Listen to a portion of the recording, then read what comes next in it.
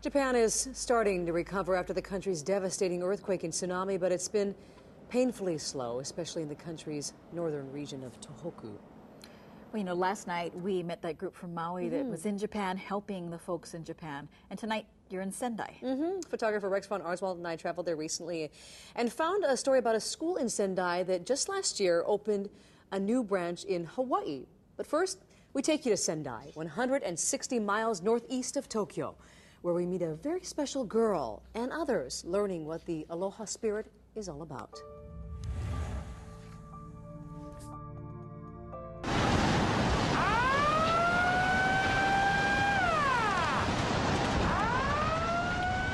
What do you remember about what happened? Very scary. Well, it's like a shaking. Everything was shaking. Emirin Honda, a junior at Sendai Ikue Gakuen, was at school when the earthquake hit. One of their campuses nearly destroyed, now a crumbling shell. In this room, her classmates barely escaped when the ceiling collapsed. We were all very concerned. Less than a year ago, Sendai Island Hawaii School opened in Honolulu, a learning center to help students in Sendai grow into global citizens. Dean Earl Ogawa says the last class returned to Sendai 3 days before the earthquake hit. What do you want to tell them? That we're thinking of them, that we care for them. What's been the most difficult part of all of this for you? She lost her families, relatives, and then friends.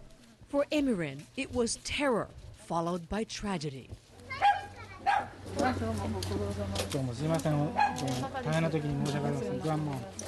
When she returned home to her grandmother's house, It's like everything is like, like a laundries. everything Just mixed up together, kind of thing. 30 to 40 minutes. They started to see the water rise. Yeah. How long did it take for it to get that high? 10 minutes. This was taken from here, right? Well, they saw many people who was like floating, they couldn't save. and in Emirin's room. All her belongings is gone. Outside, her cousin who lost her father. And a neighbor helping how he can.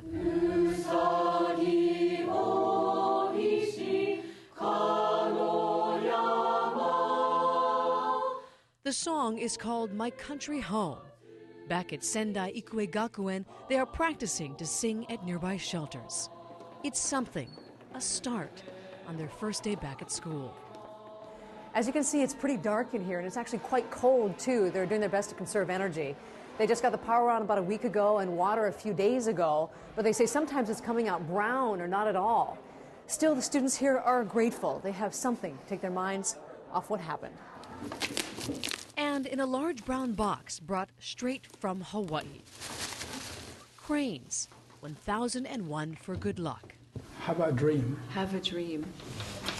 It's a project started by Central Pacific Bank, finished by the people of Hawaii, filled with messages of aloha. It's his dog? A message from his dog? Yeah.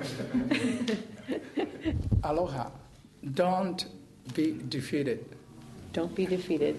And the cards on the table from Oahu's Rainbow School children, wise beyond their years. Please keep your dream and please build a wonderful Japan again. Please keep your endeavors.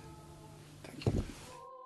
And from Emirin, ever so slight, a smile.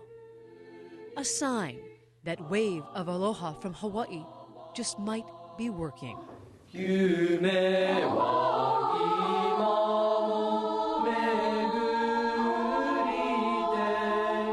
Memories, I carry these wherever I may roam, they sing. I hear it calling me, my country home. An anthem, a light, as they find their way back from darkness.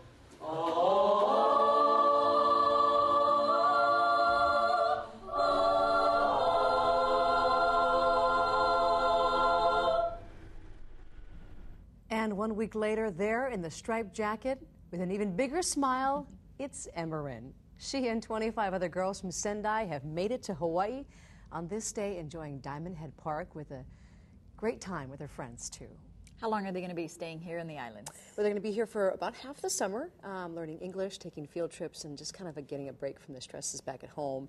In Japan, Emerin told us that she wants to go to the beach, but we talked to Principal Ogawa recently and said the girls are actually still too scared to go, so still plenty of healing for them to do. I can imagine after seeing those water spouts today, Yeah, that video, they may be even a little more scared of that. Yeah. So what can we expect from your series tomorrow? Well, tomorrow we got a story about a great local guy who left the comforts of home, flew to Japan, and hit the road. He's from Maui. It's a big sacrifice, but he's so dedicated, so sincere. We knew we had to tell everybody about him, so that's coming up tomorrow night at 10.